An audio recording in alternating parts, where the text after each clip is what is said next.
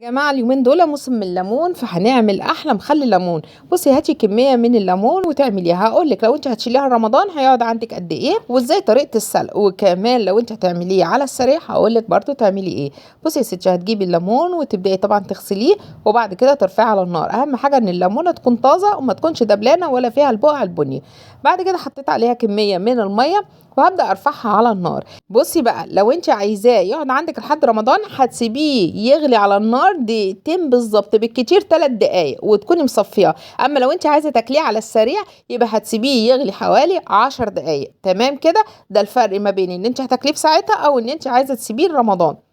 بعد ما خلاص سلقتيه انا نقلته بقى في حله ستانلس علشان ما ينفعش يقعد في الجرانيت، لان انا هغير له الميه لمده 3 ايام، بغير له الميه كل يوم بالليل. مهم جدا الحركه دي عشان تشيلي منه المراره.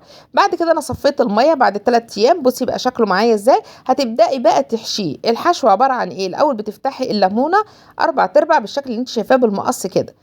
تمام. عباره عن عصفر وحبه البركه وشويه ملح. هتقلبي الخلطه دي على بعض وتبداي تحشي الليمون بتاعك.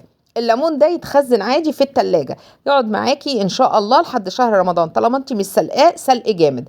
بدات احط كمان شويه من الزيت. هنا بقى فاكره الليمون اللي احنا كنا مخزنينه؟ مفيش حاجه بتخسر اهو، احتاجته دلوقتي عشان ما عنديش عصير ليمون وده لازم يتحط له عصير الليمون. تمام. بدات احط كده كام مكعبه من مكعبات الليمون اللي احنا كنا مخزنينه على الوش. طبعا الليمون ده هيسيح وينزل لتحت ويبقى عصير ليمون، وكده عملتي احلى مخلل ليمون.